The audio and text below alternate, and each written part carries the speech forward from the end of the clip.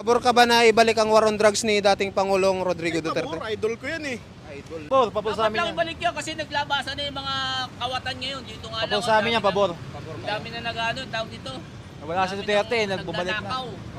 Tama yan, balik yan. Ay, na-high blood ka, baka atakin. Ayun na. Oo, na-high blood ako talaga. Grabe. Pabor ka ba sir na ibalik ang war on drugs ni dating Pangulong Rodrigo Duterte? Oo naman, para hindi na mabalik ulit yung mga drugs na nababalik ulit ngayon. Ang hirap. Pabor ba kayo sir? Ibalik ang war on drugs ni dating Pangulong Rodrigo Duterte? Pabor? Oo, para matigil din yung mga makukulit. Kasi lumabas na naman ang makukulit eh. Pabor ka ba sir ibalik ang war on drugs ni dating Pangulong Rodrigo Duterte? Sir, Bakit po?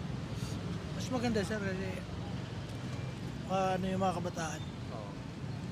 Puprotektahan laban sa legal na drug.